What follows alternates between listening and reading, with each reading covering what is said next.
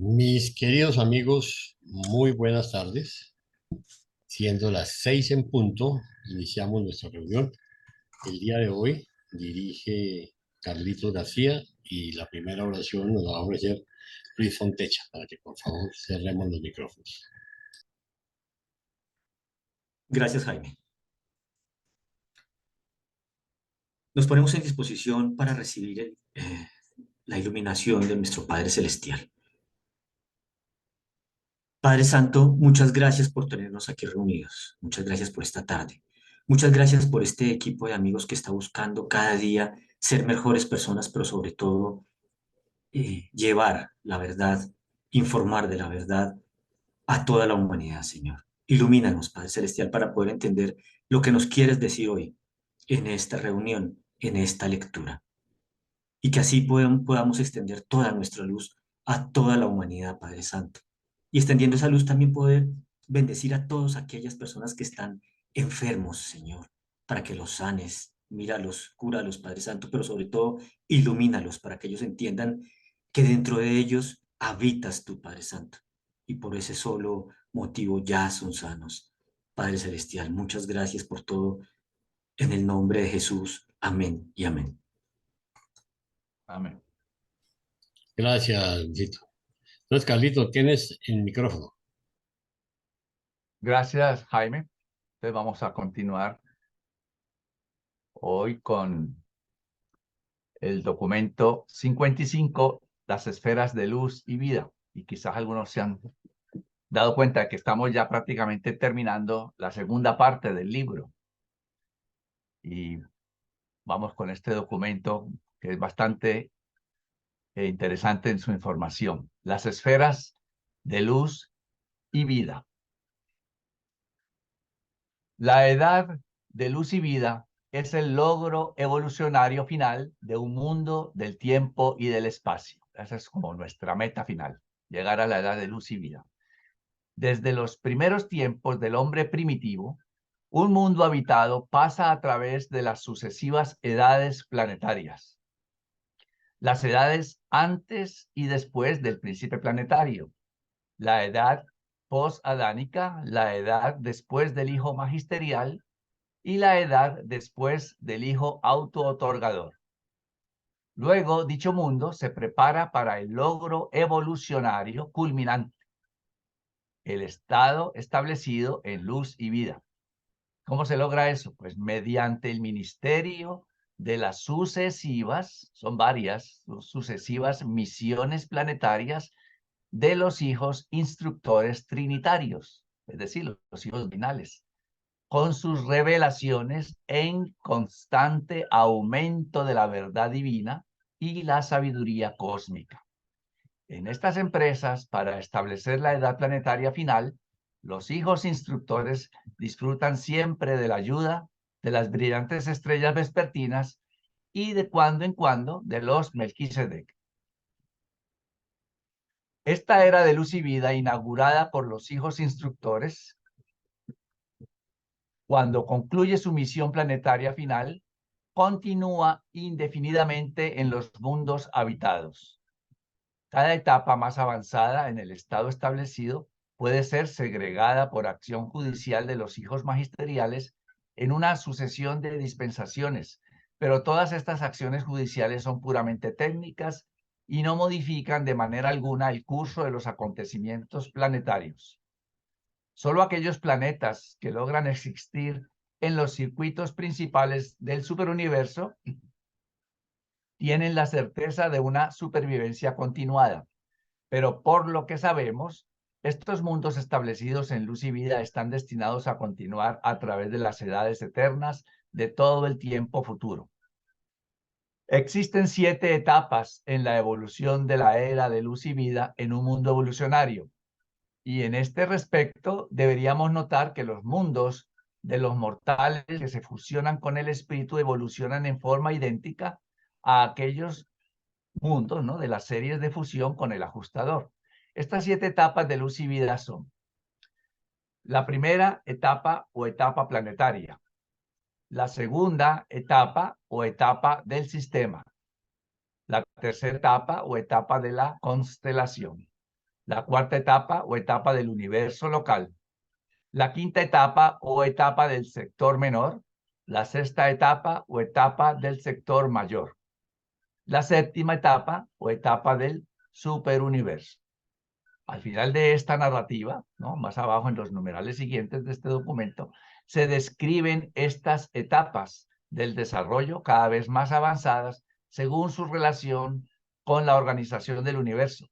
Pero cualquier mundo puede lograr los valores planetarios de cualquier etapa en forma totalmente independiente del desarrollo de otros mundos o de los niveles superplanetarios de la administración del universo. Es decir, que ese logro es totalmente particular e independiente de cada mundo, de cada planeta. Bien, si hay algún comentario o pregunta, aunque aquí apenas es prácticamente la introducción al numeral. Así que entonces yo los dejo con Rita para el siguiente numeral, el número 1. Adelante, Rita.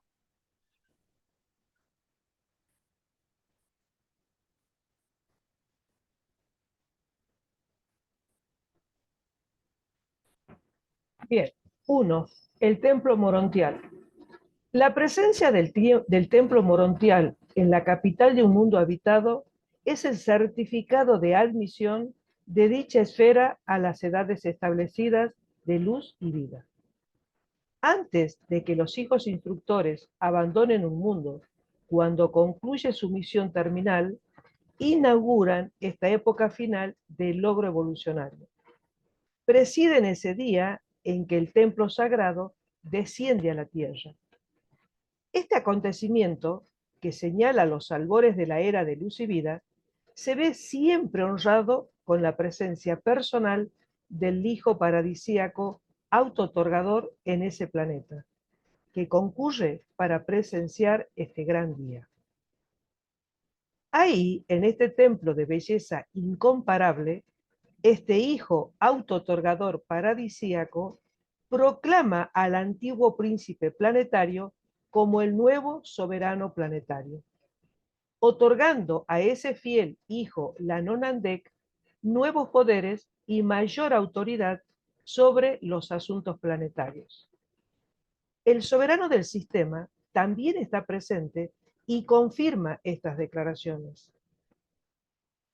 Un templo morontial está constituido de 3 partes. En la parte central está el santuario del Hijo paradisíaco auto-otorgador. A la derecha se encuentra el asiento del ex príncipe planetario, ahora soberano planetario. Y cuando se encuentra presente en el templo, este hijo Lanonandek es visible para los individuos más espirituales del reino. A la izquierda se encuentra el asiento del jefe interino de los finalistas vinculados al planeta. Aunque se dice que los templos planetarios descienden de los cielos, en realidad no se transporta material real desde la sede central del sistema. La arquitectura de cada uno de ellos se prepara en miniatura en la capital del sistema, y los supervisores del poder morontial posteriormente traen al planeta esos planes aprobados.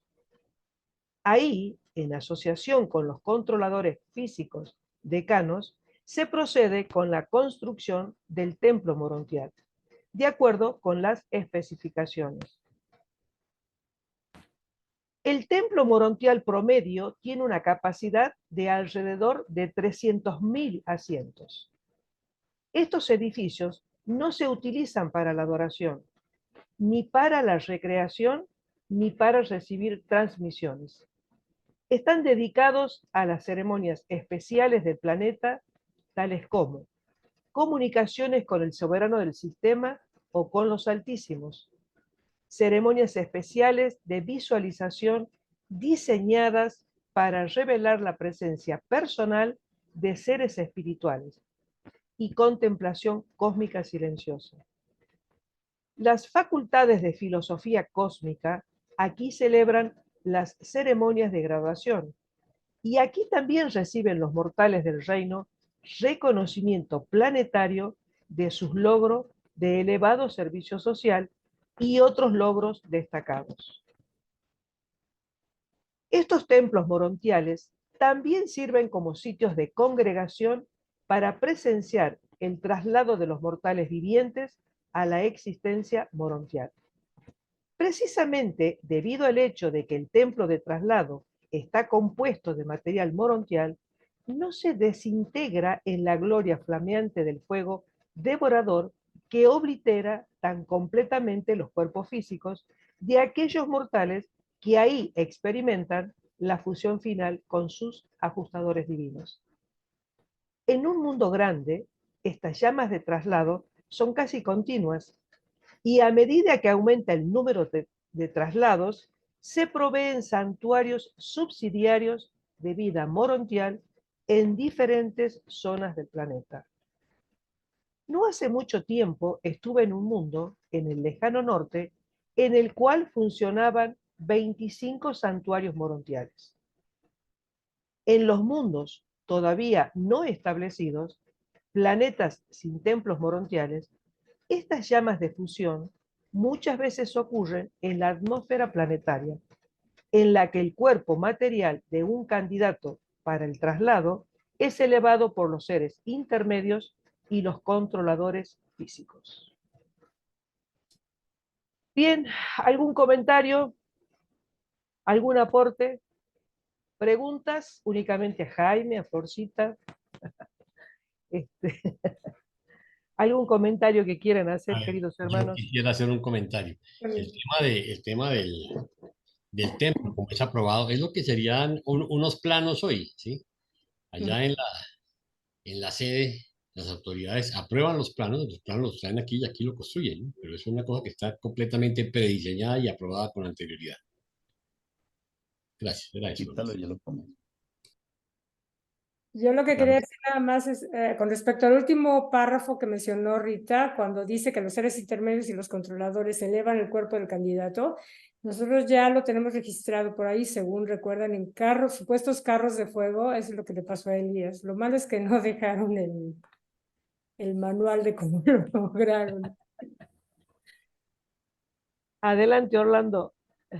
Oh, sí. Bueno, ahí hay me causa curiosidad. Dice que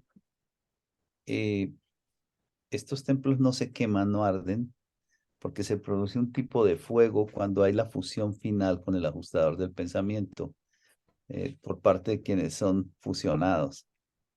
¿Implica que la fusión final con el ajustador del pensamiento es con fuego?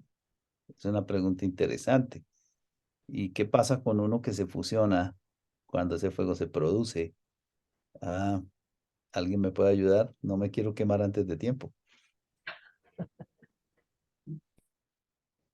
Jaime, por favor. No, yo lo que interpreto del fuego, sí creo que sea un fuego, pero no creo que sea un fuego, digamos, que te arde, que te quema, pero se me ocurre que es tan sublime eso, o sea, yo me imagino así, ¿entendés? O sea, que uno ve desde acá, digamos, el fuego, pero, no sé, en esa fusión se me ocurre que es como un relámpago, una cosa así, ¿entendés? Es lo que yo interpreto, no sé si estoy errado.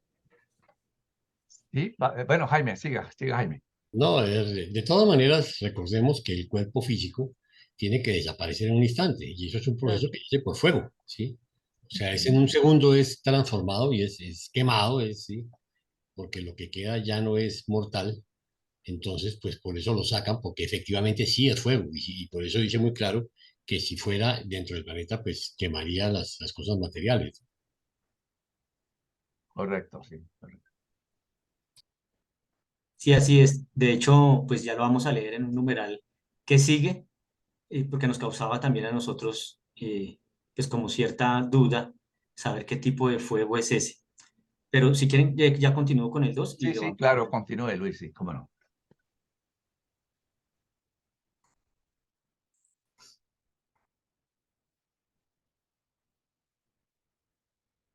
La muerte y el traslado. La muerte física natural no es una inevitabilidad mortal. La mayoría de los seres evolucionarios avanzados, ciudadanos de mundos que existen en la era final de luz y vida, no mueren. Son trasladados directamente de la vida en la carne a la existencia morontial. Esta experiencia de traslado desde la vida material al estado morontial, fusión del alma inmortal con el ajustador residente, aumenta en frecuencia paralelamente al progreso evolucionario del planeta. Al principio, solo unos pocos mortales en cada edad logran los niveles de traslado espiritual, pero con la llegada de las edades sucesivas de los hijos instructores, ocurren más y más fusiones con el ajustador antes de la terminación de las vidas cada vez más prolongadas de estos mortales en progreso, y al tiempo de la misión terminal de los hijos instructores, aproximadamente un cuarto de estos magníficos mortales está exento de la muerte natural. Más adelante, en la era de luz y vida, los seres intermedios o sus asociados son sensibles a la condición inminente de una probable unión del alma y ajustador, y señalan este hecho a los guardianes del destino, quienes a su vez comunican estos asuntos al grupo finalista, bajo cuya jurisdicción este mortal tal vez está funcionando. Entonces, el soberano planetario emite un mandato para que dicho mortal renuncie a todos los deberes planetarios, se despida del mundo de su origen y se dirija al templo interior del soberano planetario para aguardar ahí el tránsito morontial, el destello de traslado desde el dominio material evolutivo al nivel morontial de progreso pre-espiritual. Una vez que la familia, los amigos y el grupo de trabajo de dicho candidato para la fusión se han congregado en el templo morontial, se los distribuye alrededor del escenario central en el que descansan los candidatos para la fusión, quienes departen libremente con sus amigos reunidos. Fusión, sí, es como, tiene que haber calor en esa fusión. Se forma un círculo intermedio de personalidades celestiales para proteger a los mortales materiales de la acción de las energías que se manifiestan en el instante del destello de la vida, que libera al candidato para la ascensión de las cadenas de la carne material, haciendo de este modo, para dicho mortal evolucionario, todo lo que la muerte natural hace para los que así son liberados de la carne. Se pueden congregar al mismo tiempo muchos candidatos para la fusión en el espacio-templo. En el espacioso templo. Qué bella ocasión cuando los mortales se reúnen así para presenciar la asociación en llamas espirituales de sus seres queridos. Es algo que no entendemos, o sea, que nuestra física y nuestra cabeza no entiende. Unas llamas espirituales que nos ayudan a ascender en medio de una ceremonia. Seguramente no vamos a sentir que nos estamos quemando. Y que contraste con aquellas edades previas en las que los mortales deben entregar sus muertos al abrazo de los elementos terrestres, que es lo que hacemos nosotros hoy en día. Las escenas de llantos y lamentos características de las épocas más primitivas de la evolución humana son reemplazadas ahora por la felicidad estática y el más sublime entusiasmo. Mientras estos mortales que conocen a Dios se despiden temporalmente de sus seres queridos, que al liberarse de sus asociaciones materiales, mediante los fuegos espirituales de consumidora grandeza y gloria ascendente, en los mundos establecidos en luz y vida, los funerales son ocasiones de felicidad suprema, satisfacción profunda y esperanza inexpresable. Aquí todavía sufrimos por eso. Las almas de estos mortales en progreso están cada vez más pletóricas de fe, esperanza y certidumbre. El estado de ánimo que impregna a los que han reunido alrededor del santuario de traslado se asemeja al de los amigos y familiares regocijados que se congregan para la ceremonia de graduación de un integrante de su grupo o que se congregan para presenciar el otorgamiento de un gran honor a uno de ellos. Y sería muy útil que los mortales menos avanzados pudieran aprender a visualizar la muerte natural con un poco de esta misma alegría y regocijo.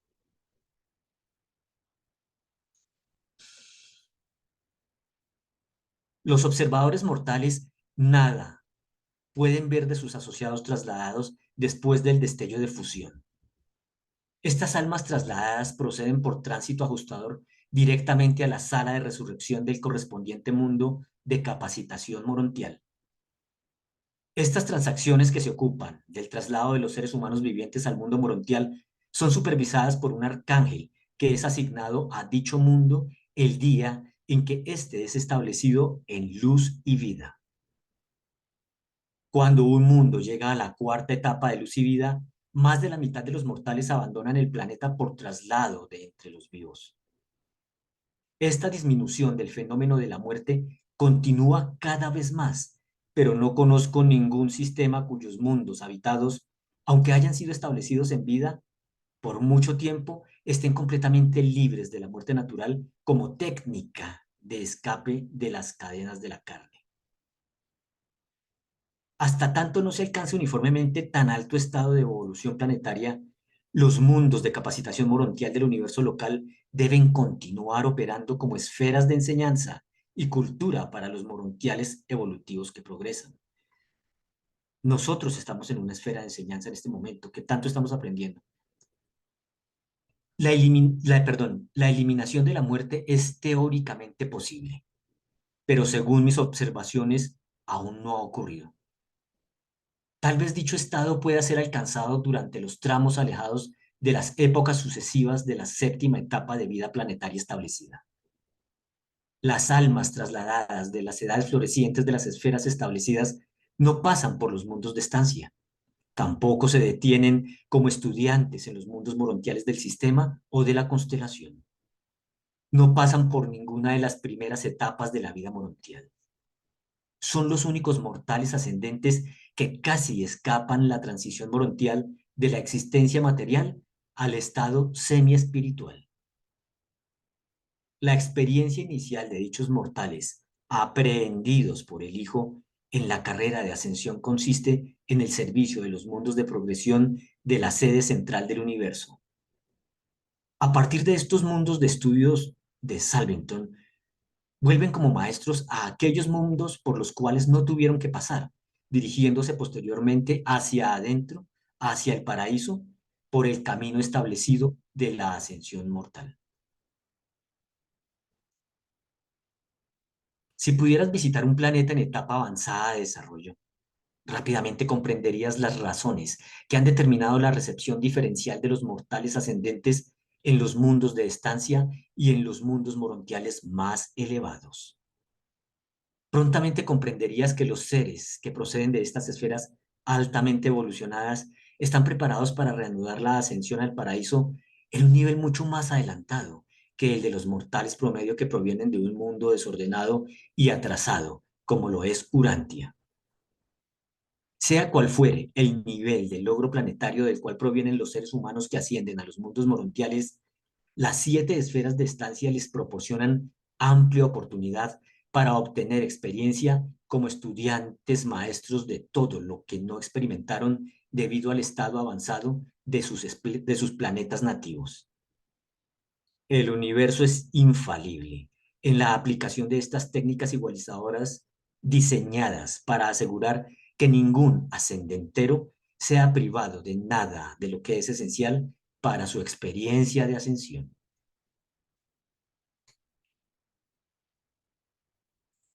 Mis estimados, ¿cómo les pareció?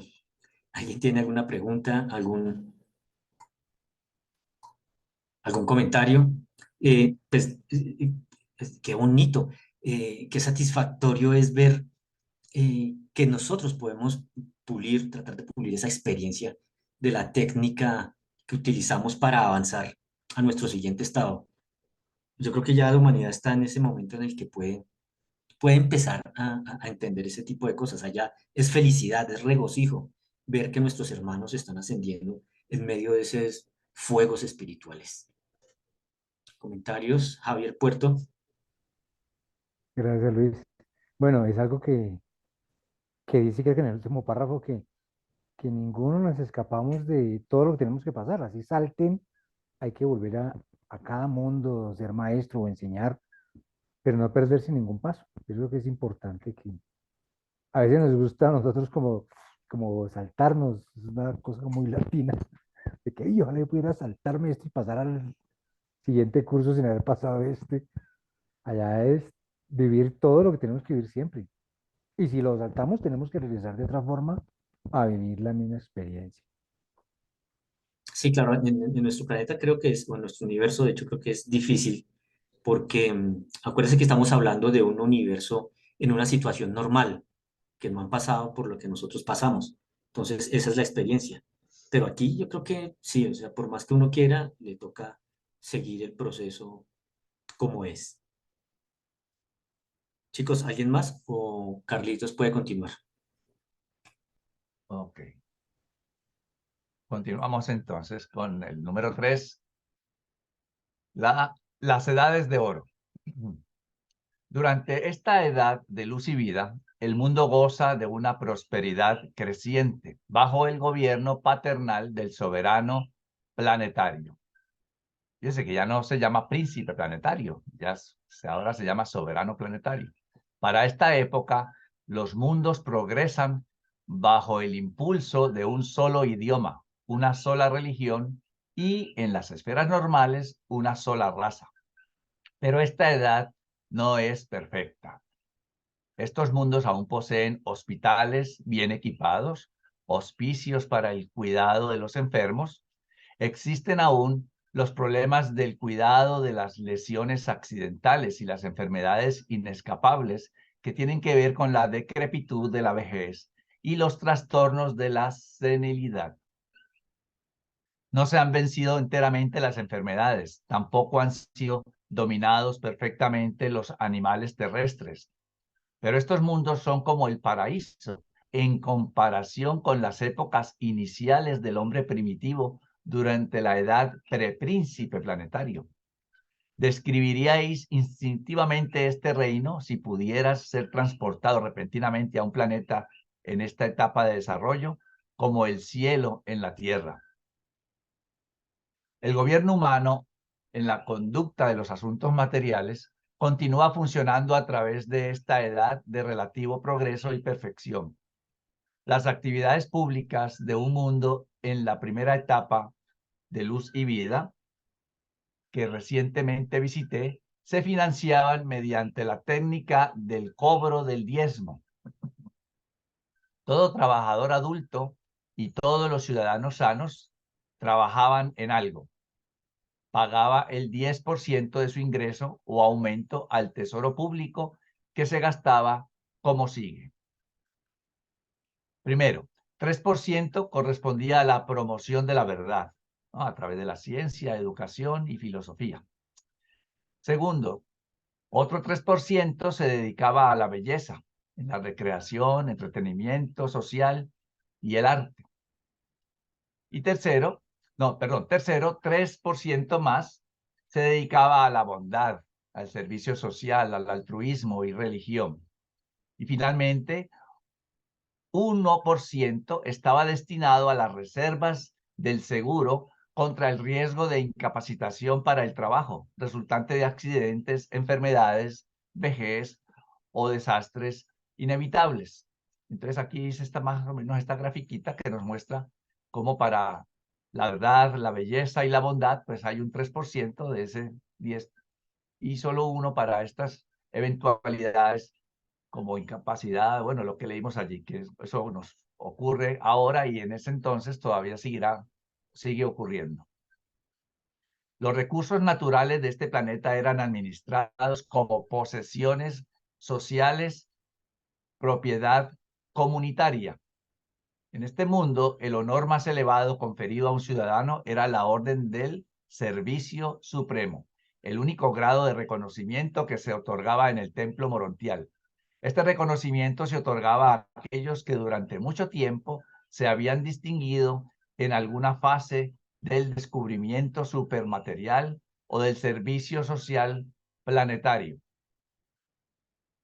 La mayoría de las posiciones sociales y administrativas estaba ocupada conjuntamente por hombres y mujeres. La mayor parte de la enseñanza también se efectuaba conjuntamente del mismo modo. Los fideicomisos judiciales estaban en manos de similares parejas asociadas. En estos espléndidos mundos, el periodo de procreación no se prolonga mucho. No es aconsejable que haya demasiada diferencia de edad entre los hermanos. Cuando hay menos diferencia de edad, los niños pueden contribuir mucho más a su capacitación mutua. Y en estos mundos, la enseñanza de los niños es magnífica, basándose en sistemas competitivos que requieren esfuerzos intensivos en los avanzados dominios y divisiones de los diversos logros en el ámbito de la verdad, la belleza y la bondad. Pero no temáis, aún en estas esferas tan glorificadas, hay abundancia de mal tanto real como potencial, lo cual es un estímulo para la selección entre la verdad y el error, el bien y el mal, el pecado y la rectitud. Sin embargo, existe cierta penalidad inevitable que acompaña la existencia mortal en dichos planetas evolucionarios avanzados. Cuando un mundo establecido progresa más allá de la tercera etapa de luz y vida, todos los seres ascendentes están destinados, antes de lograr el sector menor, a recibir algún tipo de asignación transitoria en un planeta que está pasando por etapas más primitivas de la evolución. Cada una de estas edades sucesivas representa logros en avance en todas las fases del progreso planetario.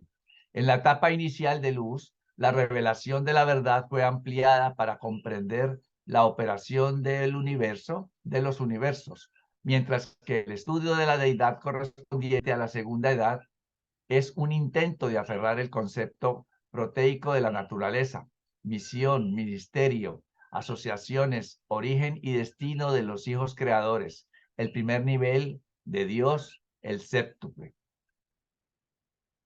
Un planeta del tamaño de Urantia, cuando está relativamente bien establecido, tiene alrededor de 100 centros subadministrativos. Estos centros subordinados están presididos por uno de los siguientes grupos de administradores calificados. Primero, jóvenes hijos e hijas materiales traídos desde la sede central del sistema para actuar como asistentes del Adán y Eva gobernantes. Segundo, la progenie del séquito semimortal del príncipe planetario, que fue procreada en ciertos mundos para estas responsabilidades y otras similares. Tercero, la progenie directa de Adán y Eva. Cuarto, seres intermedios materializados y humanizados. Quinto, mortales de estado de fusión con el ajustador, que por su propia solicitud están exentos provisionalmente del traslado por orden del ajustador personalizado de la Jefatura Universal, para poder continuar en el planeta en ciertos puestos administrativos importantes. Sexto, mortales especialmente capacitados de las facultades planetarias de administración, que también han recibido la orden de servicio supremo del templo morontial. Y séptimo, ciertas comisiones elegidas que consisten en 3 ciudadanos adecuadamente calificados que son elegidos a veces por la ciudadanía, por mandato del soberano planetario, de acuerdo con su habilidad especial para realizar una tarea específica que sea necesaria en ese sector planetario específico. La gran dificultad que enfrenta Urantia en el asunto de lograr el elevado destino planetario de luz y vida corresponde a los problemas de enfermedad, degeneración, guerra, razas multicolores y multilingüismo. Ningún mundo evolucionario puede esperar progresar más allá de la primera etapa de establecimiento de la luz hasta que no haya alcanzado el estado de un solo idioma, una sola religión y filosofía. El pertenecer a una sola raza facilita grandemente dicho logro, pero el hecho de que haya muchos pueblos en Urantia no impide el logro de etapas más elevadas. Así que vemos cómo todo es un proceso y se requiere la ayuda de muchas otras personalidades que se pueden asignar para colaborar en ese estado de progresión de cada planeta. Si alguien tiene alguna pregunta o duda. Sí, Juan Pablo. Y hola a todos. Fíjate que a mí me parece algo, yo sé que otra vez es un tema controversial, pero me parece excelente la idea de un solo gobierno, una sola moneda, una sola filosofía, un solo idioma. Yo me he puesto a pensar muchas veces en esto, ya saben, con las teorías conspiracionales del nuevo orden mundial y el New Age, todo ese tipo de conspiracionistas que existen y que existe alrededor de este tema, por eso es un tema controversial. Pero yo me he puesto por mucho tiempo a pensar si tuviera más beneficios que perjuicios o más perjuicios que beneficios. Yo no encuentro muchos daños. Yo pienso que serían colaterales mientras se adapta el planeta a todo este sistema.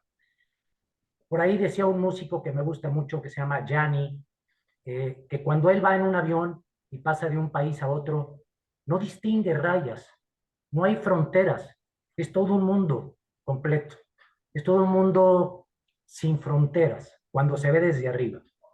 Las fronteras existen porque nosotros las pusimos, los idiomas, bueno, pues a través de la evolución del planeta, ¿no? Pero yo pienso que en un futuro, nos lo dicen los reveladores, no lo digo yo, para llegar a una etapa de luz y vida y mejorar el planeta, va a ser necesario, lo dicen ellos, llegar y pasar por ese proceso. Al igual que la vez pasada, en el curso pasado, mencioné, si no voy a entrar ahí porque sé que no corresponde mencioné la eugenesia. Ahora se toca esto.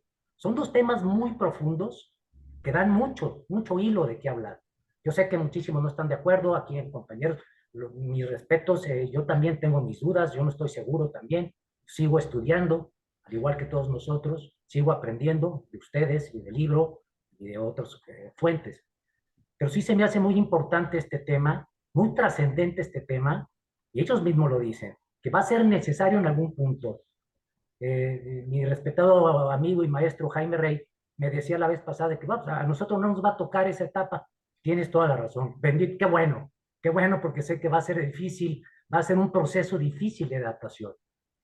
Entonces, nos falta, creo yo, desde mi punto humildemente de vista, nos faltan tal vez miles de años, cientos o miles de años, para empezar a entrar en la etapa de luz y vida. Eso pienso. Creo que estamos muy lejos todavía. Pero en algún momento va a ser necesario estos ajustes. Ese era mi comentario. Gracias. Gracias, Juan Pablo. Sí, sí, todos estamos estudiando y nos ponemos a pensar cómo lograr eso. ¿Algún otro comentario? Sí, Laura, por favor. Hola, buenas tardes. Perdón Buenas.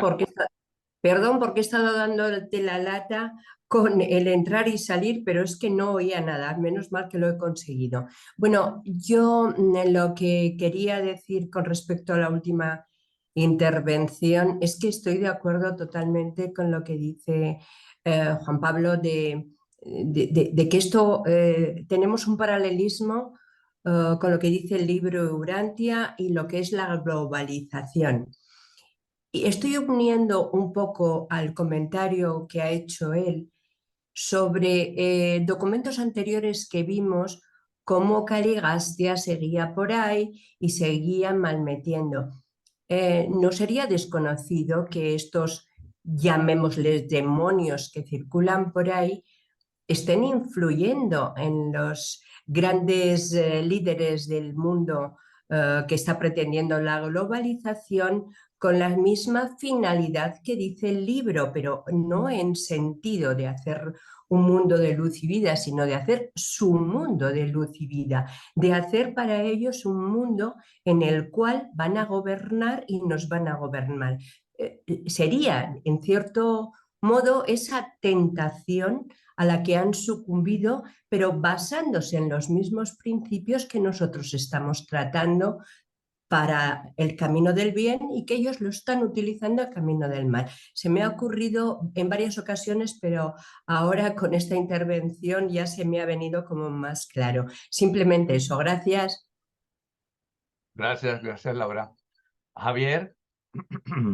Bueno, con esto del único idioma, yo pienso que tampoco estamos tan lejos.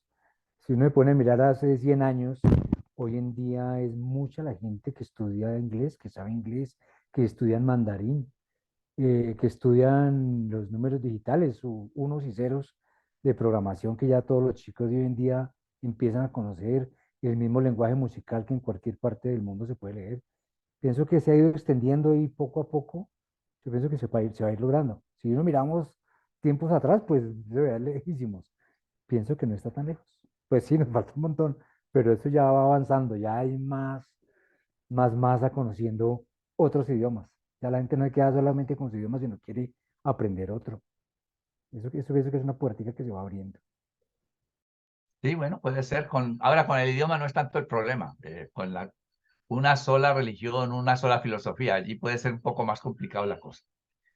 Pero pues vamos un día a la vez y haciendo lo mejor que nos corresponde. Lo que va a ocurrir en 100, 200 o 1000 años, pues que resuelvan los que les toque vivir en ese momento allá. Nosotros bregamos con lo que tenemos aquí. Así que entonces vamos a continuar. Los dejo con Javier, precisamente para el siguiente numeral.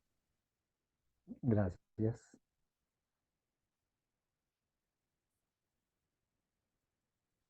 Cuatro, los reajustes administrativos. En las sucesivas etapas de existencia establecida, los mundos habitados hacen un progreso maravilloso bajo la administración sabia y compasiva del cuerpo voluntario de la finalidad.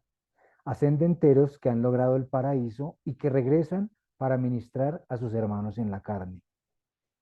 Estos finalistas actúan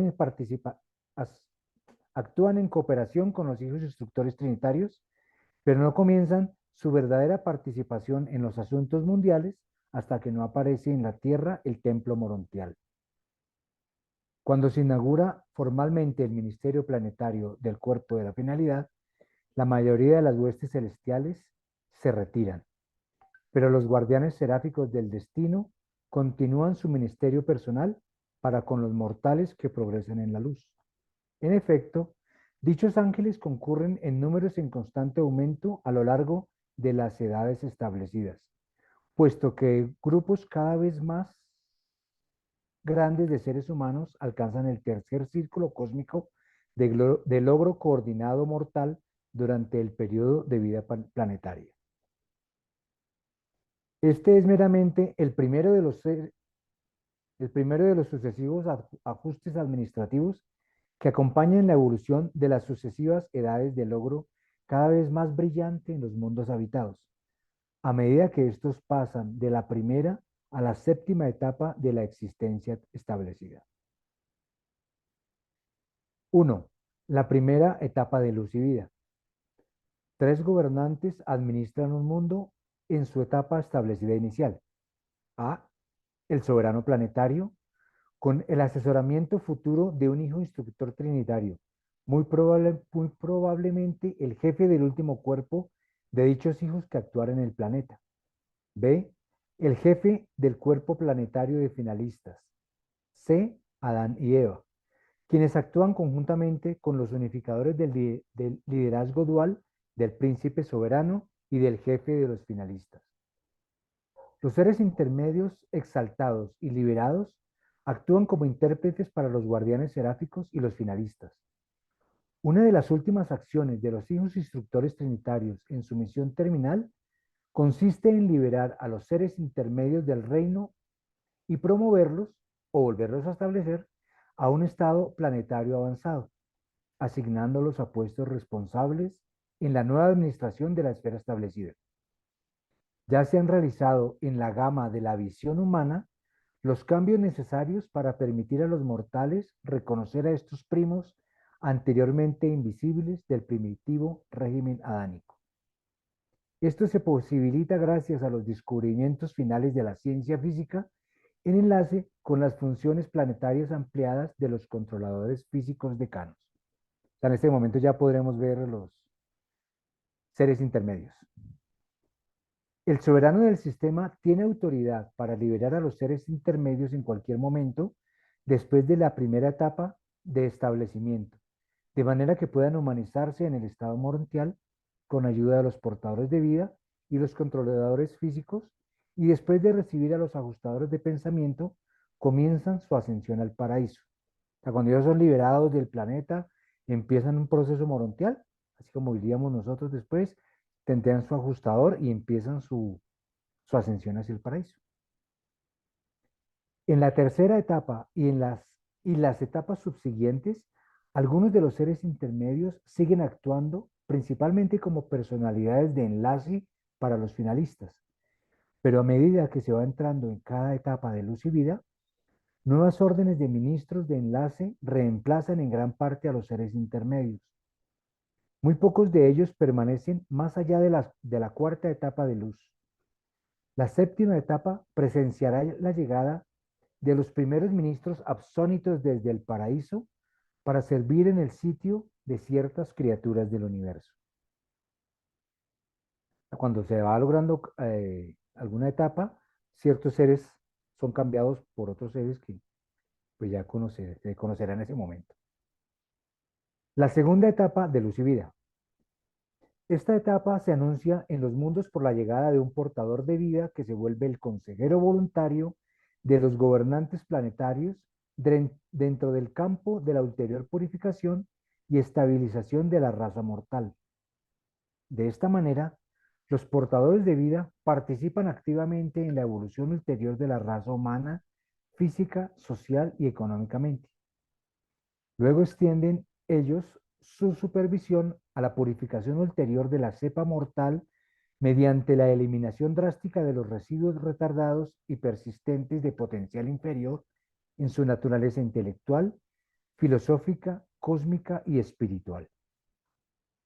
Los que diseñan e implantan la vida en un mundo habitado son plenamente competentes para aconsejar a los hijos e hijas materiales, quienes tienen la autoridad plena e incuestionada de purgar a la raza en evolución de todas las influencias perjudiciales. A partir de la segunda etapa y luego a través de la carrera de un planeta establecido, los hijos instructores asesoran a los finalistas. Durante dichas misiones sirven como voluntarios y no por asignación, y sirven exclusivamente con el cuerpo de finalistas, excepto que por consentimiento del soberano del sistema puedan asesorar al Adán y Eva planetarios. La tercera etapa de luz y vida. Durante esta época, los mundos habitados llegan a una nueva apreciación de los ancianos de los días, la segunda fase de Dios el séptuple, y los representantes de estos gobernantes superuniversales ingresan en nuevas relaciones con la administración planetaria. En cada era subsiguiente de existencia establecida, los finalistas funcionan en capacidades cada vez mayores. Existe una estrecha relación de trabajo entre los finalistas, las estrellas vespertinas, o sea, los superángeles, y los hijos instructores trinitarios. Durante esta edad o la siguiente, un hijo instructor asistido por el cuarteto de espíritus ministrantes, que más adelante nos dicen qué es, se vincula al jefe ejecutivo mortal electivo, quien ahora se vuelve asociado con el soberano planetario como administrador conjunto de los asuntos del mundo. Estos mortales ejecutivos en jefe sirven durante 25 años de tiempo planetario, y este nuevo desarrollo es lo que permite que durante las edades siguientes a Adán y Eva planetarios, Adán y Eva planetarios puedan desvincularse fácilmente de su mundo de prolongada ascensión. Aquí nos hablan de un ser mortal, un ser que está vivo en el planeta, ya en esa edad, y que empieza a ser parte de la administración conjunta del plan del mundo. Los cuartetos de espíritus ministrantes consisten en el jefe seráfico de la esfera, el consejero seráfico, secoráfico del superuniverso, el arcángel el arcángel de traslados y el omniafín, que funciona como representante personal del centinela asignado estacionado en la sede central del sistema. Pero estos consejeros nunca ofrecen consejo a menos que se les solicite. La cuarta etapa de luz y vida. En paréntesis, entre cada etapa de luz y vida puede haber un tiempo enorme, ¿no? Quizá pasamos, pero puede pasar muchos miles de años entre cada etapa y otra. 4. La cuarta etapa de luz y vida. Aparecen en los mundos los hijos instructores trinitarios cumpliendo con nuevos papeles. Ayudados por los hijos trinitizados por las criaturas de tan prolongada asociación con su orden, ahora concurren a los mundos como consejeros y asesores voluntarios del soberano planetario y de sus asociados. Dichas parejas, o sea, los hijos trinitizados por Paraíso de Abona y los hijos trinitizados por los ascendenteros, representan puntos de vista universalmente diferentes y diversas experiencias personales que son altamente útiles para los gobernantes planetarios. En un documento anterior nos explicaron que era un hijo trinizado por los seres del paraíso o otros trinizados por ascendenteros. Son seres creados por ellos. En cualquier momento durante esta edad, los Adán y Eva planetarios pueden solicitar del Hijo Creador soberano que los libere de las tareas planetarias para comenzar su ascensión al paraíso. O pueden permanecer en el planeta como directores de la orden de reciente aparición de una sociedad de creciente espiritualidad, compuesta de mortales avanzados, alcanzando la comprensión de las enseñanzas filosóficas de los finalistas, descritas por las brillantes estrellas vespertinas, asignadas a esta etapa en estos mundos para colaborar en pares con los seconafines desde la sede central del superuniverso. Los finalistas se ocupan principalmente de iniciar las nuevas actividades supermateriales de la sociedad. Estas son sociales, culturales, filosóficas, cósmicas y espirituales. Los finalistas vienen a iniciar, elevar esas 5 cosas: sociales, culturales, filosóficas, cósmicas y espirituales. Por lo que podemos discernir, continuarán en este ministerio hasta la 7ª época de estabilidad evolucionaria, época en la cual posiblemente puedan ir a ministrar en el espacio exterior. Conjeturamos que para ese entonces sus sitios serán ocupados por los seres absónitos del paraíso. 5. La 5ª etapa de luz y vida. Los reajustes de esta etapa de existencia establecida pertenecen casi enteramente a los dominios físicos y son la ocupación principal de los controladores físicos decanos. Yo creo, o sea, es una apreciación muy mía, que digamos, esta etapa que es de los dominios físicos pertenece mucho al planeta en sí, menos que será la estabilización del planeta y cambios físicos seguramente en el cuerpo, la materia. Son puras suposiciones mías. 6. La 6ª etapa de luz y vida. La 6ª etapa de luz y vida presencia el desarrollo de nuevas funciones de los circuitos de la mente en el reino. La sabiduría cósmica parece volverse constitutiva en el ministerio universal de la mente. 7. La 7ª etapa de luz y vida. Al principio de la séptima época, un asesor voluntario enviado por los ancianos de los días se reúne con el instructor trinitario asignado como consejero para el soberano planetario y más adelante un tercer consejero proveniente del Ejecutivo Supremo del Superuniverso aumentará este grupo. Durante esta época, si no ocurre antes, Adán y Eva siempre son liberados de sus deberes planetarios. Si hay un hijo material en el cuerpo de los finalistas, puede asociarse con el mortal ejecutivo en jefe y a veces es un Melquisedec quien se ofrece como voluntario para actuar en esa función. Si un ser intermedio está entre los finalistas, todos los seres de esa orden que aún se encuentran en el planeta son liberados inmediatamente.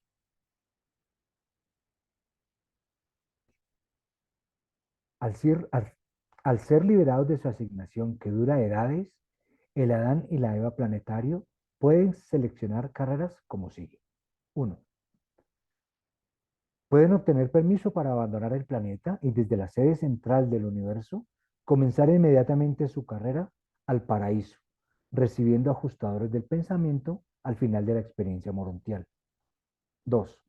Muy frecuentemente el Adán y Eva planetarios recibirán ajustadores mientras aún están viviendo en un mundo establecido en luz, concomitantemente con la recepción de ajustadores de algunos de sus hijos importados del linaje puro, que se han ofrecido como voluntarios para un término de servicio planetario. Posteriormente, pueden proceder a la sede central del universo y ahí comenzar la carrera al paraíso. 3. Un Adán y Eva planetarios pueden elegir, tal como lo pueden hacer los hijos e hijas materiales desde la capital del sistema, ir directamente al mundo mitzonita por un breve periodo para recibir ahí a sus ajustadores. 4. Pueden decidir regresar a la sede central del sistema para ocupar por un tiempo asientos en el Tribunal Supremo, después de cuyos servicios recibirán ajustadores y comenzarán la ascensión al paraíso. 5.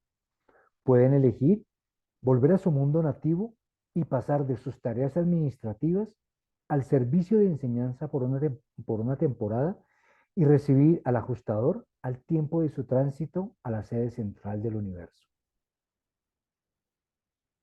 A lo largo de todas estas épocas, los hijos e hijas materiales importados asistentes ejercen una tremenda influencia sobre los órdenes sociales y económicos en progreso. Son potencialmente inmortales, por lo menos hasta que elijan humanizarse, recibir a los ajustadores y emprender el camino al paraíso. En los mundos evolucionarios, un ser debe humanizarse para recibir un ajustador de pensamiento. Todos los integrantes ascendentes del cuerpo mortal de finalistas son morados por un ajustador y se han fusionado con él, excepto los serafines. Los serafines son morados por el Padre mediante otro tipo de espíritu al tiempo de ser admitidos a este cuerpo. O sea, no son fusionados por los ajustadores, con los ajustadores. Son cosas que no conoceremos por ahora. Muchas gracias. Si alguien tiene algún comentario, algún aporte, alguna pregunta, con mucho gusto. O si no, le damos paso a Rita.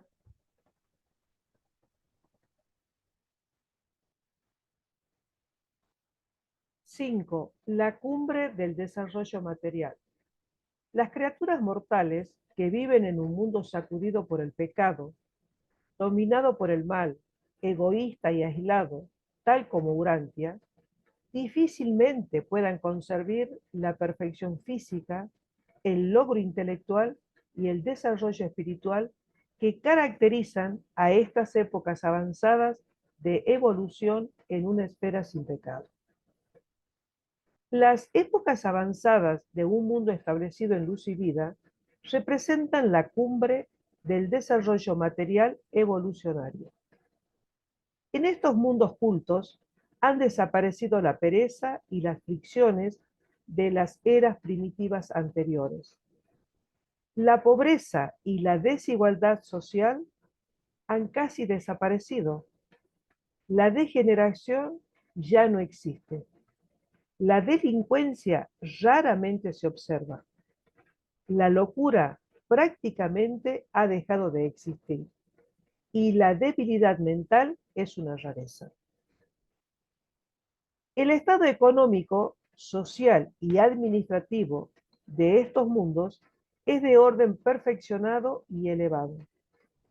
Florecen la ciencia, el arte y la industria, y la sociedad es un mecanismo que funciona suavemente de elevado logro material, intelectual y cultural.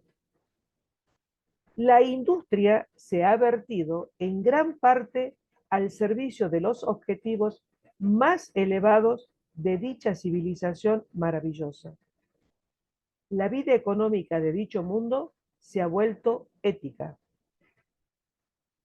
La guerra ya es cosa de la historia y ya no existen ejércitos ni fuerzas de policía.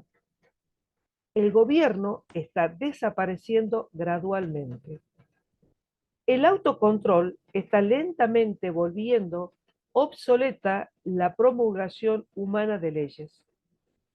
El grado de gobierno civil y reglamentación obligatoria en un estado intermedio de la civilización en avance es inversamente proporcional a la moral y espiritualidad de la ciudadanía.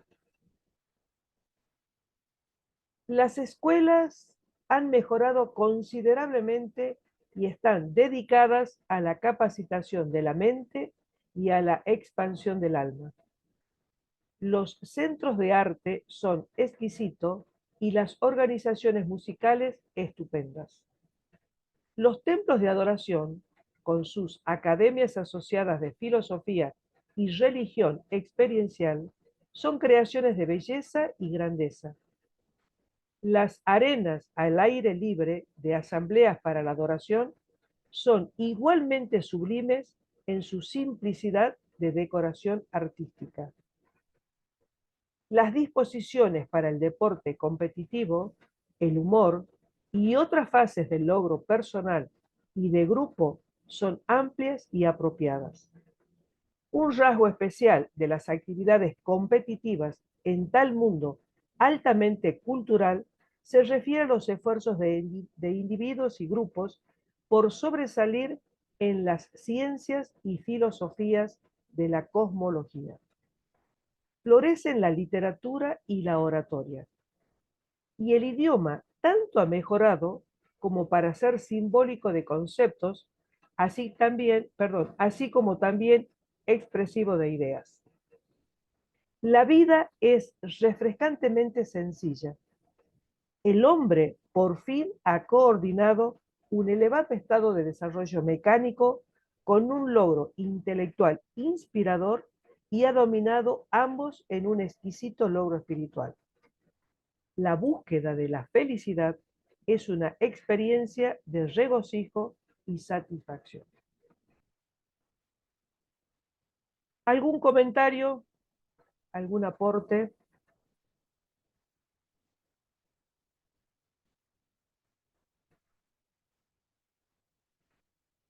Bueno, si no, continúa Luisito.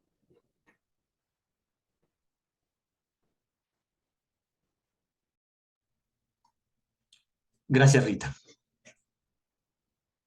El mortal individual. A medida que los mundos avanzan en el estado establecido de luz y vida, la sociedad se vuelve cada vez más pacífica. El individuo, aunque no menos independiente y dedicado a su familia, se ha vuelto más altruista y fraternal. En Urantia, y tal como sois, poco podéis apreciar del estado avanzado y la naturaleza progresiva de las razas esclarecidas de estos mundos perfeccionados. Estos pueblos son el florecimiento de las razas evolucionarias, pero estos seres siguen siendo mortales, siguen respirando, comiendo, durmiendo y bebiendo. Esta gran evolución no es el cielo, pero es un sublime presagio de los mundos divinos de la ascensión del paraíso. En un mundo normal, la idoneidad biológica de la raza mortal se ha llevado desde hace mucho tiempo a un nivel elevado durante las épocas voy a repetir de nuevo. En un mundo normal, la idoneidad biológica de la raza mortal se ha llevado desde hace mucho tiempo a un nivel elevado durante las épocas posadánicas. Y ahora, de edad en edad, a través de las eras establecidas, la evolución física del hombre continúa. Se amplían tanto la agudeza visual como la auditiva.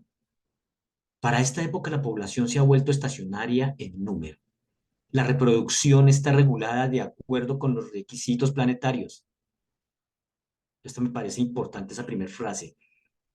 La reproducción está regulada de acuerdo con los requisitos planetarios y las dotes hereditarias innatas. Los mortales del planeta durante esta edad están divididos entre 5 a 10 grupos y los grupos más bajos tan solo tienen permiso para producir la mitad de los hijos que pueden producir los más elevados. El mejoramiento continuado de tan magnífica raza a lo largo de la era de luz y vida es en gran parte asunto de reproducción selectiva de aquellas cepas raciales que exhiben calidades superiores de naturaleza social, filosófica, cósmica y espiritual. Los ajustadores continúan viniendo como en las eras evolucionarias anteriores, y a medida que van pasando las épocas, estos mortales son cada vez más capaces de comunicarse con el fragmento del Padre que los mora. Durante las etapas embriónicas y preespirituales de desarrollo, aún siguen funcionando los espíritus ayudantes de la mente. El Espíritu Santo y el ministerio de los ángeles son aún más eficaces a medida que se van experimentando las épocas sucesivas de vida establecida. En la cuarta etapa de luz y vida, los mortales avanzados parecen experimentar un considerable contacto consciente con la presencia espiritual del espíritu rector de jurisdicción superuniversal, mientras que la filosofía de dicho mundo se enfoca en el intento de comprender las nuevas revelaciones de Dios el Supremo.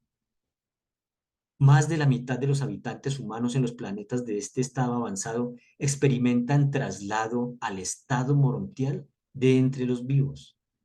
Aún así, las cosas antiguas están desapareciendo. Mirad, todas las cosas se están volviendo nuevas.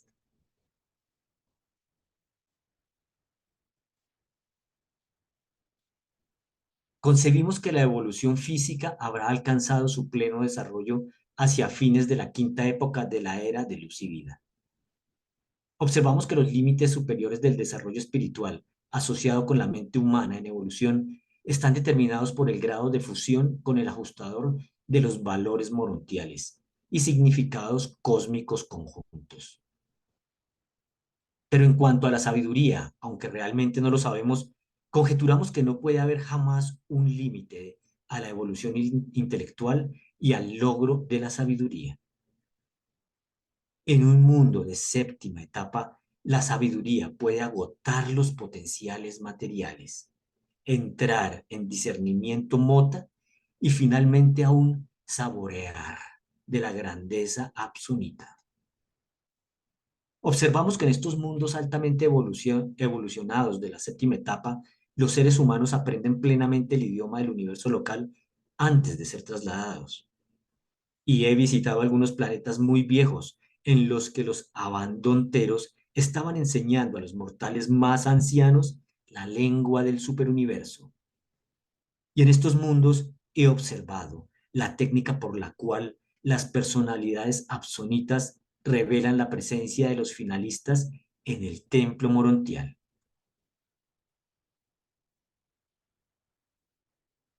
Este es el relato del magnífico objetivo de la lucha mortal en los mundos evolucionarios.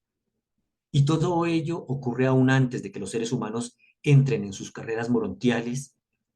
Todo este espléndido desarrollo es lograble por parte de los mortales materiales en los mundos habitados, que constituyen la primera etapa de esa carrera sin fin e incomprensible de ascensión al paraíso y logro de divinidad. Pero es que puedes imaginar qué clase de mortales evolucionarios aparecen ahora provenientes de los mundos que desde hace mucho tiempo existen en la séptima etapa, perdón, en la séptima época de establecimiento de luz y vida. Son tales como estos que concurren a los mundos morontiales de la capital del universo local para comenzar su carrera de ascensión. Esa no es una pregunta, voy a volver a repetir esa última frase después de la pregunta. Son tales como estos que concurren a los mundos morontiales de la capital del universo local para comenzar su carrera de ascensión.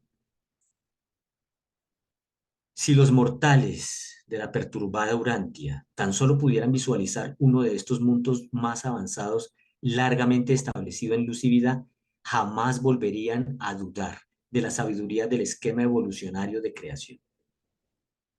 Aunque no existiese un futuro de progresión eterna para la criatura, aún entonces los soberbios logros evolucionarios de las razas mortales en dichos mundos establecidos de logro perfeccionado justificarían ampliamente la creación del hombre en los mundos del tiempo y del espacio. Frecuentemente reflexionamos. Si el gran universo hubiera de ser establecido en luz y vida, los mortales ascendentes exquisitos seguirían estando destinados al cuerpo de la finalidad, pero no lo sabemos. Bueno, aquí dejamos un cuadrito como para recordar qué son los abandonteros, pues para nuestros próximos estudios cuando estemos en casa. ¿Alguien tiene algún comentario?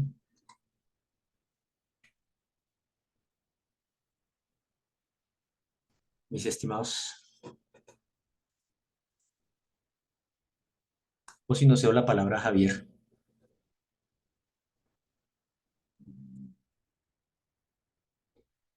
Siete. La primera etapa o etapa planetaria.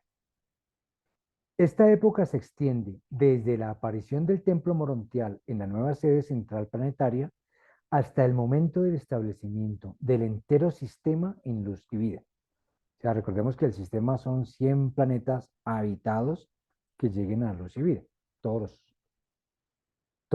los 100 planetas. Los hijos instructores trinitarios inauguran esta edad al cierre de sus misiones mundiales sucesivas, cuando el príncipe planetario es elevado al estado de soberano planetario por mandato y presencia personal del hijo paradisiaco autootorgador de esa esfera. Concomitantemente con ello, los finalistas inauguran su participación activa en los asuntos planetarios. Para las apariencias exteriores y visibles, los gobernantes reales o directores de dicho mundo establecido en luz y vida son los hijos e hijas materiales, el Adán y Eva planetarios. Los finalistas son invisibles, así como también lo es el príncipe planetario, excepto en el templo morontial. Los jefes reales y literales del régimen planetario son, por lo tanto, el hijo e hijas materiales. Un paréntesis aquí, no sé si que dice que el soberano planetario es invisible, excepto en el templo morontial. No sé si entonces en el templo morontial sí se puede ver. O sea, realmente los humanos podrían verlo. Otra suposición mía. Es el conocimiento de este sistema lo que ha prestado prestigio a la idea de tener reyes y reinas en todos los reinos del universo. Los reyes y las reinas constituyen un gran triunfo bajo estas circunstancias ideales en los que un mundo puede mandar a tales personalidades elevadas que actúen en nombre de gobernantes aún más elevados, pero invisibles. Cuando vuestro mundo alcance esta era, indudablemente Maquiventa Melquisedec, ahora príncipe planetario vicegerente de Durantia, ocupará el asiento de soberano planetario, y hace mucho tiempo que en Jerusalén se supone que será acompañado por un hijo e hija de Adán y Eva Durantia, presentemente en Edentia como pupilos de los altísimos de Norlatiadec. Más adelante veremos que los hijos una gran mayoría de hijos de Adán y Eva aquí fueron llevados directamente a Edentia, desde esa época están allá. Estos hijos de Adán tal vez puedan servir en Durantia en asociación con el soberano Melquisedec, puesto que se les privó del poder procreador casi 37.000 años atrás, al tiempo en que renunciaron sus cuerpos materiales en Durantia en preparación para el tránsito a Edentia. Esta edad establecida continúa hasta que todos los planetas habitados del sistema alcancen la era de estabilización. Luego, cuando el mundo más joven, el último en alcanzar la luz y vida, ha experimentado este estado de establecimiento durante un milenio de tiempo del sistema. O sea, que el último planeta que logre estar en luz y vida, después de 1000 años, pasa a esta edad. Me perdí. Durante un milenio de tiempo, Carlos, me lo vuelvo a poner, por favor. Faltó una partecita chiquita. Durante un milenio de tiempo del sistema, todo el sistema entra en estado estabilizado y los mundos individuales son inaugurados en la época del sistema de la era de luz y vida. Gracias. Ahora sí. Si alguien tiene algún comentario o pregunta, con gusto. Jaime, por favor. Sí, simplemente quería hacer una corrección. Es que no son 100 planetas del sistema, sino 1000 planetas. Dijiste que eran 100. Solo eso. Sí, gracias, Jaime. Sí, me equivoqué. Gracias. Entonces, continúa, Rita.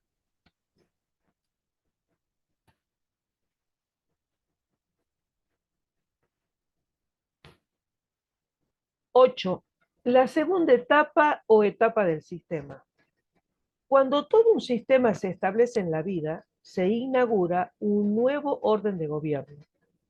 Los soberanos planetarios entran a formar parte del cónclave del sistema. Y este nuevo cuerpo administrativo, sujeto al veto de los padres de la constelación, es supremo en autoridad. Dicho sistema de mundos habitados se vuelve virtualmente autogobernante. Se constituye la Asamblea Legislativa del sistema en el mundo sede central, y cada planeta envía sus 10 representantes a él. Ya por esta etapa, los tribunales están establecidos en las capitales del sistema, y solamente las apelaciones se llevan a la sede central del universo. Con el establecimiento del sistema, el centinela asignado representante del Ejecutivo Supremo del superuniverso se vuelve el consejero voluntario del Tribunal Supremo del Sistema y, en efecto, el funcionario que preside la nueva Asamblea Legislativa. Después del establecimiento de un entero sistema en luz y vida, los soberanos del sistema ya no irán de aquí para allá. El soberano permanece perpetuamente a la cabeza de su sistema. Los soberanos asistentes continúan cambiando como en las edades anteriores. Durante esta época de estabilización, por primera vez llegan los mitsonitas desde los mundos sede central del universo en los que residen para actuar como consejeros ante las asambleas legislativas y como asesores para los tribunales de adjudicación.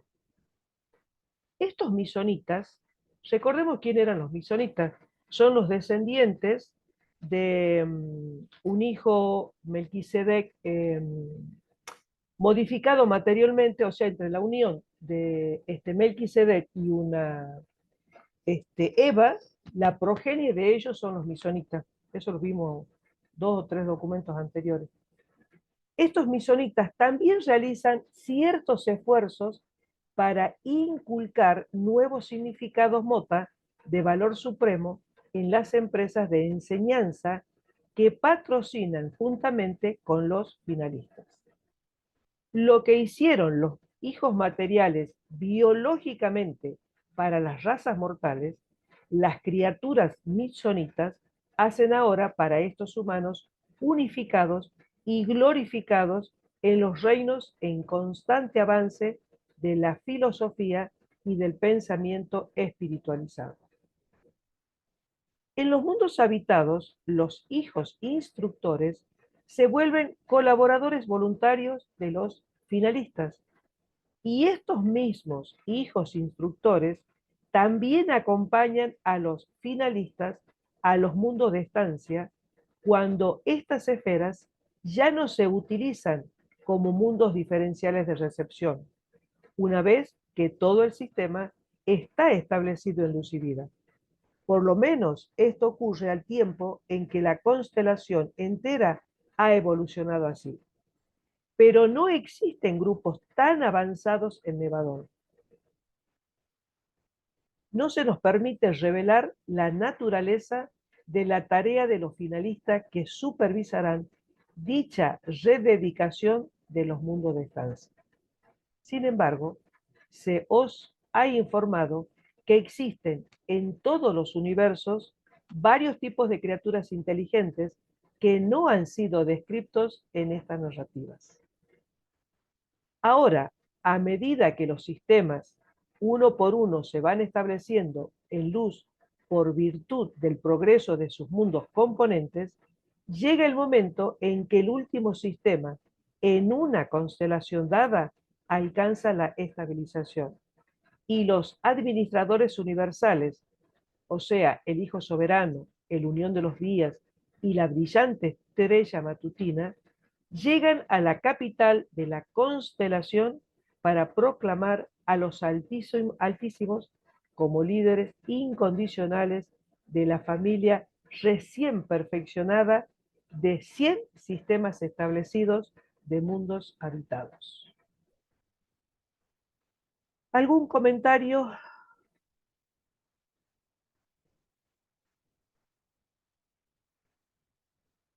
Dale, Javier, adelante.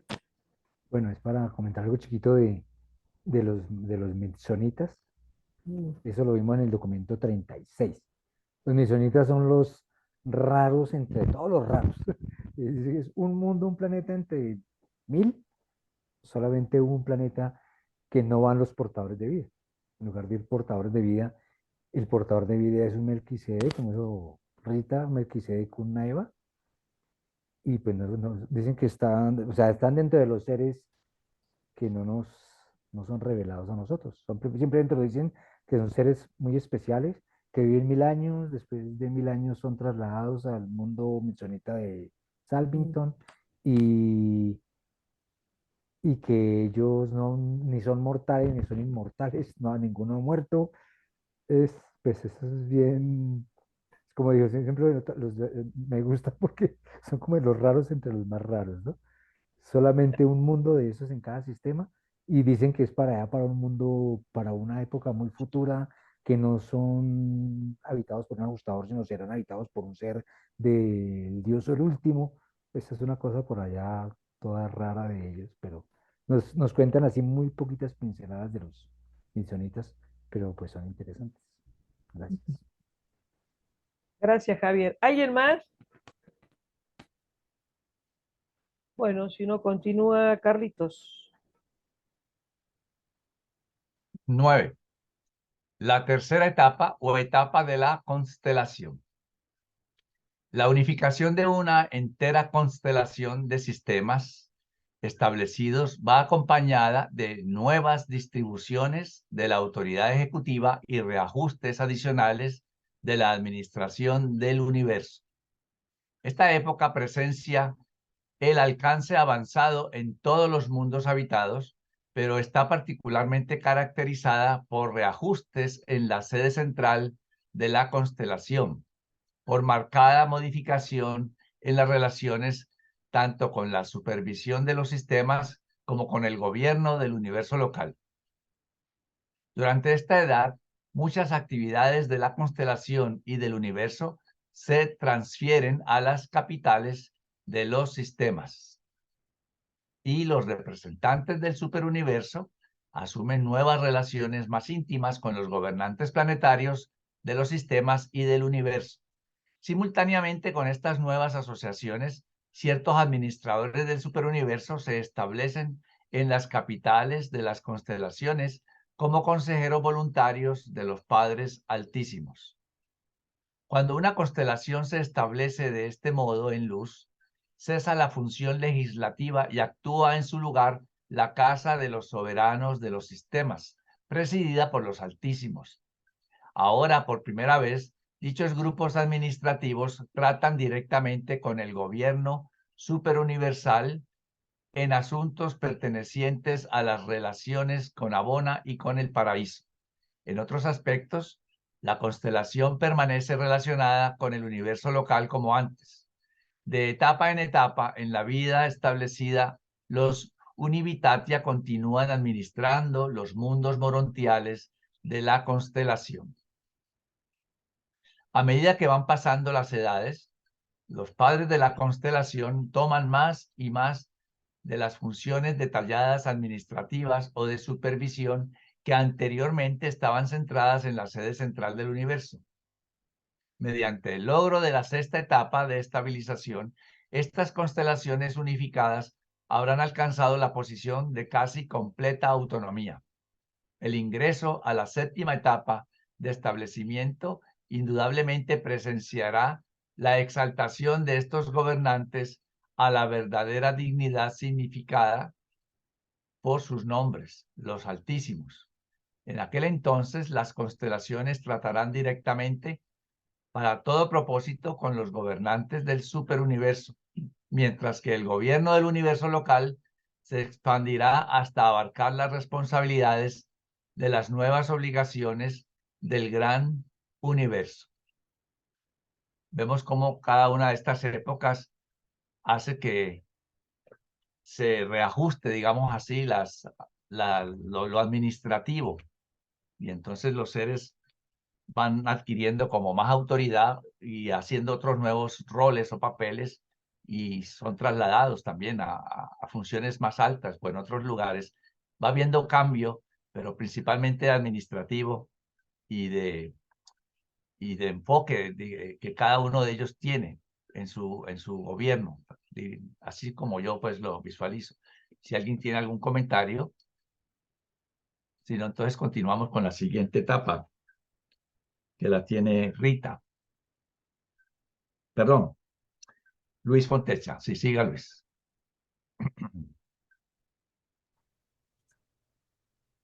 Diez.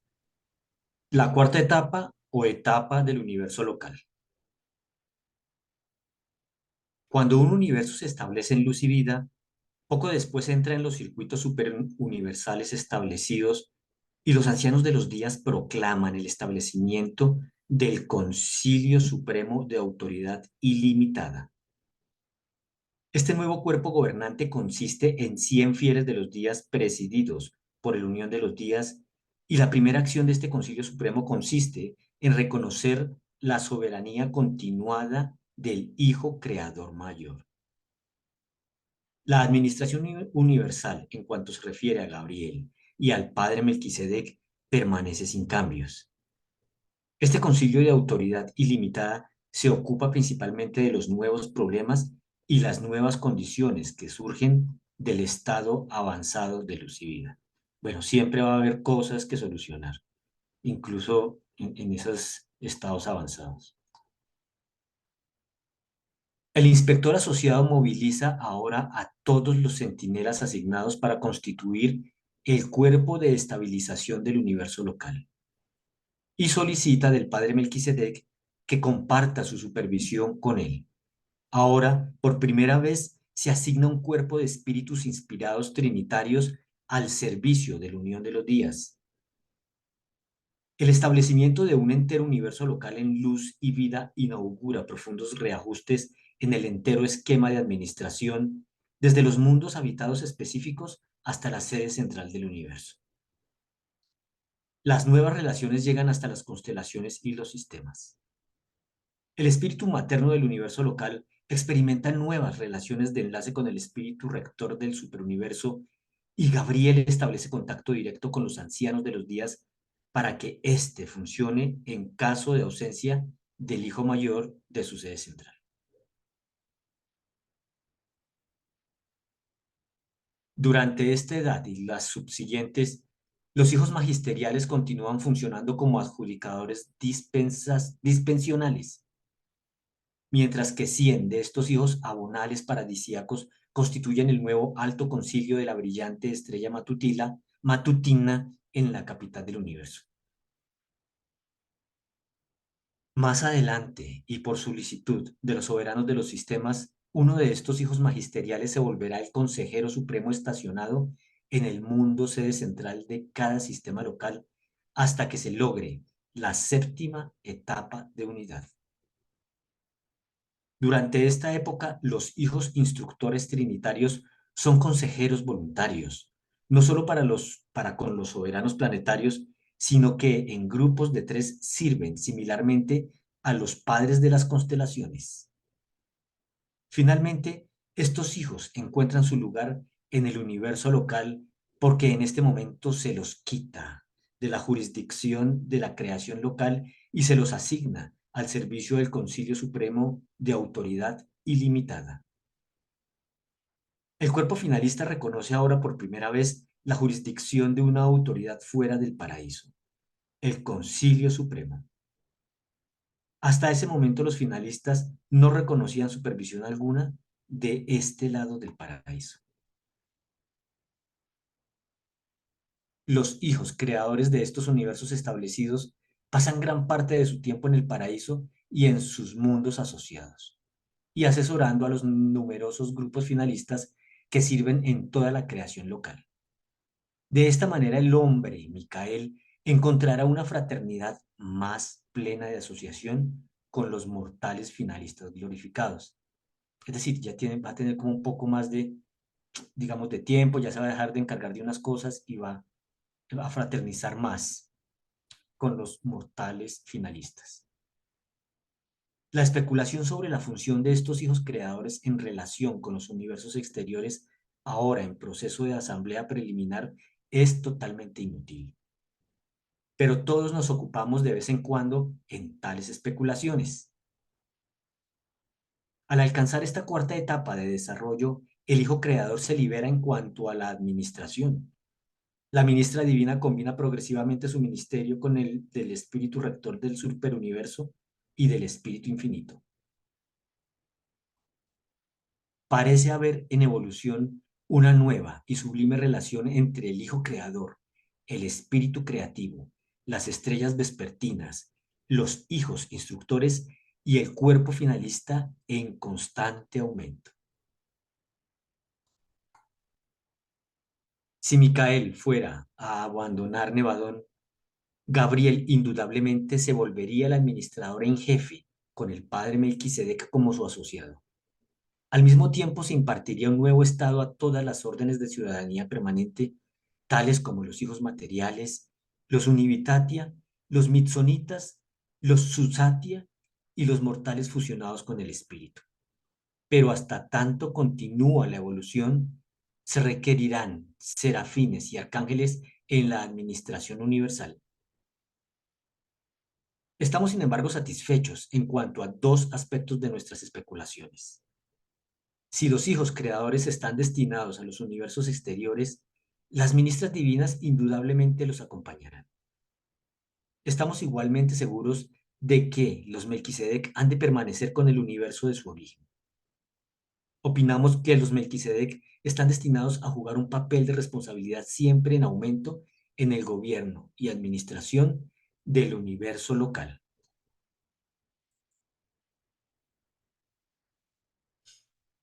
Bueno, ¿cómo vieron este numeral? ¿Alguien tiene alguna opinión, algún comentario?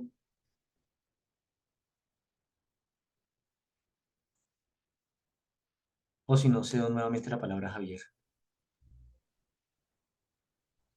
Gracias, Luis. 11. La etapa del sector menor y la del sector mayor. Los sectores menores y mayores del superuniverso no aparecen directamente en el plan de establecimiento de luz y vida. Dicha progresión evolucionaria pertenece principalmente al universo local como unidad y se refiere tan solo a los componentes de un universo local. Los superuniversos se establecen en luz y vida cuando todos sus universos locales componentes así se perfeccionan, pero ninguno de los 7 superuniversos ha alcanzado un nivel de progreso que se acerque siquiera a tal momento. La edad del sector menor. Según nuestras observaciones, la quinta etapa o del sector menor de estabilización tiene que ver exclusivamente con el estado físico y con el establecimiento coordinado de los 100 universos locales asociados en los circuitos establecidos del superuniverso. Aparentemente, solo los centros de poder y sus asociados se ocupan de estas rectificaciones de la creación material. Recordemos que un sector menor son 100 universos locales, así como Nevadón. La edad del sector mayor, recordemos que son 100 sectores menores.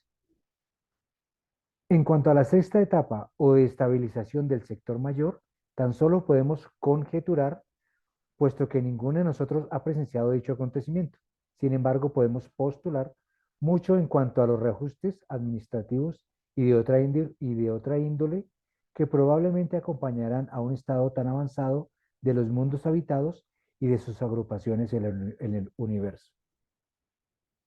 Puesto que el estado del sector menor tiene que ver con el equilibrio físico coordinado, deducimos que la unificación del sector mayor tendrá que ver con ciertos nuevos niveles intelectuales de logro, posiblemente algunos alcances avanzados en la realización suprema de la sabiduría cósmica.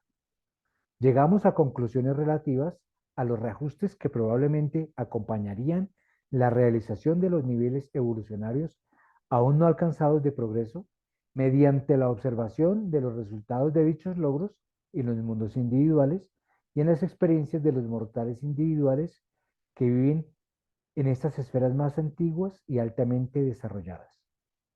Aclaremos que los mecanismos administrativos y las técnicas de gobierno de un universo o de un superuniverso no pueden de ninguna manera limitar ni retardar el desarrollo evolucionario o el progreso espiritual de un planeta habitado específico,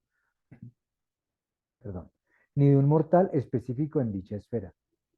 Y algunos de los universos más antiguos, en alguno de los universos más antiguos encontramos mundos establecidos en la quinta y sexta etapa de luz y vida, aún muy adelantados en la séptima época, cuyos sistemas locales todavía no están establecidos en luz. O sea, que pueden haber planetas muy avanzados en séptima etapa y planetas muy jóvenes en el mismo sistema que apenas estén empezando.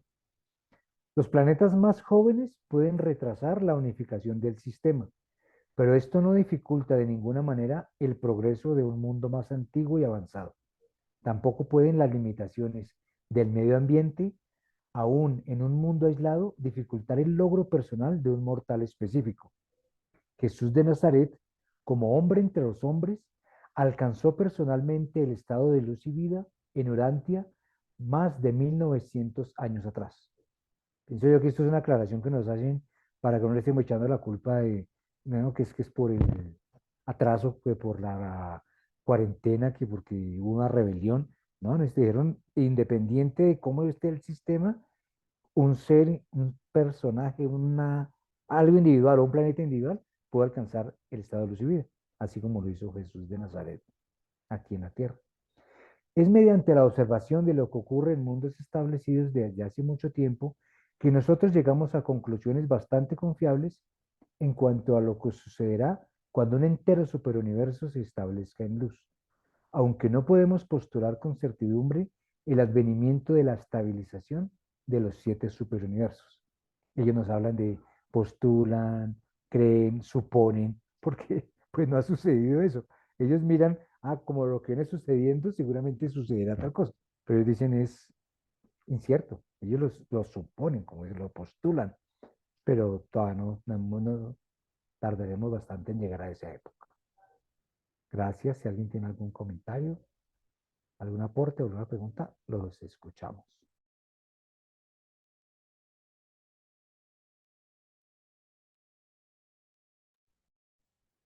Sigue, Carlos. 12.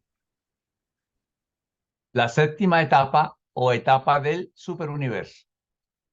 No podemos pronosticar positivamente qué ocurre cuando un superuniverso se establece en luz, porque dicho acontecimiento no ha ocurrido nunca.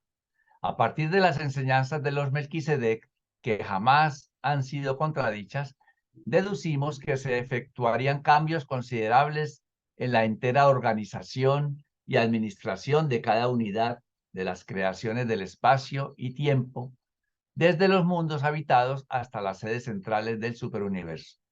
Se cree en general que grandes números de los hijos trinidizados que no están asignados se congregarán en las sedes centrales y en las capitales divisionales de los superuniversos establecidos.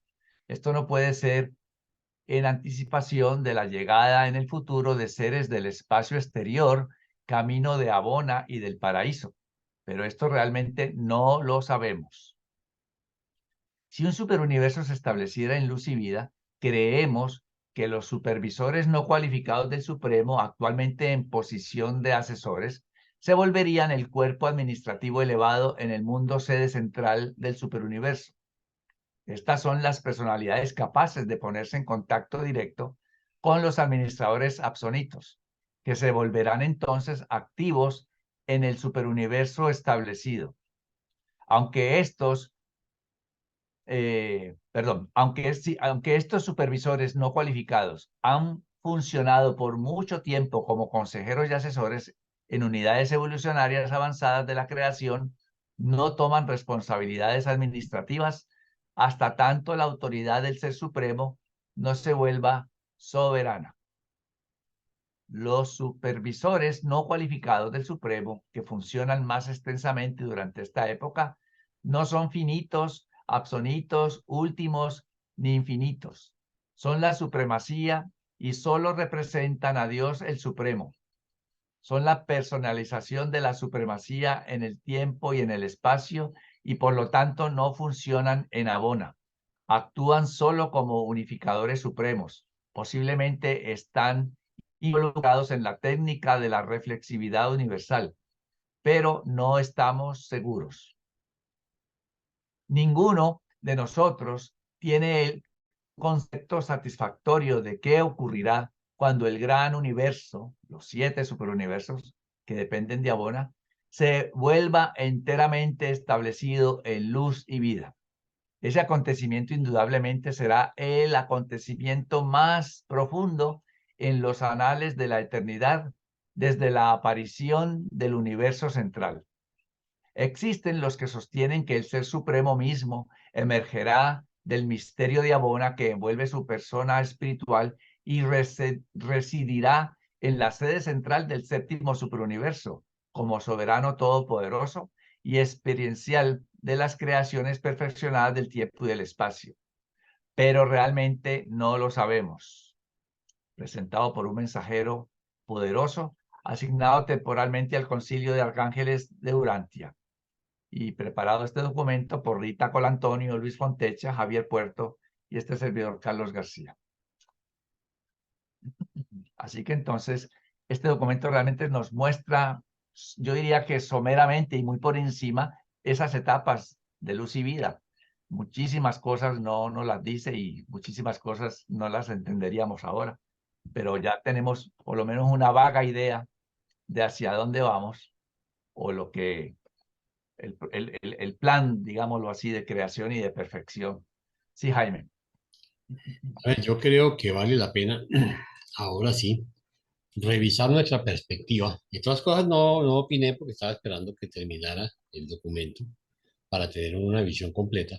Pero ahora sí tienen una perspectiva y fíjense ustedes que todavía no hemos llegado ni a salir del superuniverso. ¿Sí? O sea, miren la distancia, ahí como dicen, estamos a eones de donde estamos nosotros para llegar al superuniverso y todavía nos falta pasar de ahí a Jabona, que son... Y para que podamos entender después lo que va a ser el Supremo, ¿sí? Dios es Supremo cuando se personalice y podamos realmente, que eso lo vamos a ver en el próximo documento, lo que es la parte, repasar un poquito el concepto de Dios el séptuple, ¿no? Y de todas las etapas que tenemos que pasar.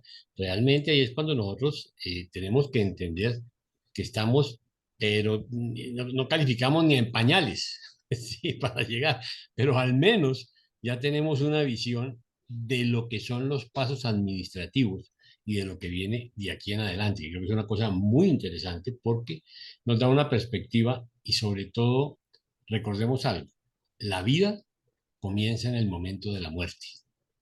Ahí es cuando comienza, porque ahí nosotros entendemos, ojalá que fuera de la fusión, ¿no? Pero bueno, no creo que aquí no fusionemos en vida, creo que estamos muy crudos, pero sí en el momento que morimos, porque en ese momento reconocemos que a partir de ese instante somos seres eternos y se nos acaban los afanes, ¿sí? ¿Cuánto se demora el proceso? No tenemos ni idea, ¿sí? Nos volvemos a encontrar con la palabrita eones, que para mí no significa nada, significa un hurgo de tiempo, ¿sí? Pero no tenemos ni idea del camino que viene. Pero sí hay una cosa maravillosa, y es que vamos a ir logrando el conocimiento paso a paso y sin afanes. ¿Sí? Sabemos que vamos a crecer en nuestra etapa morontial, sabemos que vamos a crecer en las distintas etapas como espíritus, ¿sí? Hasta llegar a ser espíritu de la tercera etapa, ¿sí? Y entonces empezar esa carrera de ascensión al paraíso, donde a partir de ese momento casi que les diría yo que comienza la parte de verdad. ¿Sí?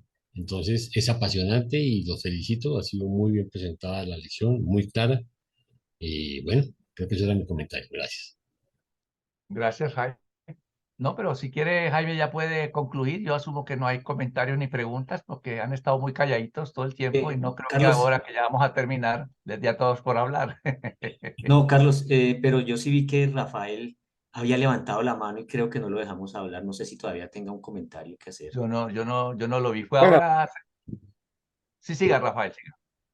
No, nada más el cuadrito de donde decían abandonteros. La definición, como no lo leímos, nada más quería yo que leerlo.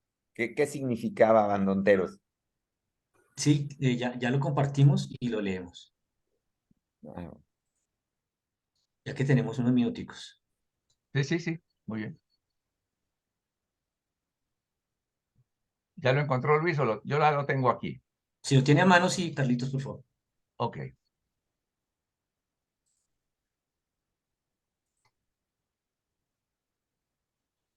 Entonces,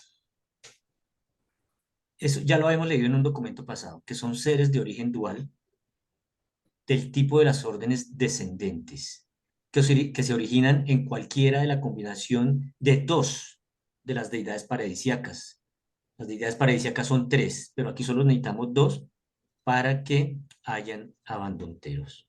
O son de alguna otra manera creados por dos seres descendidos directa o indirectamente de las deidades del paraíso. Es decir, que sí,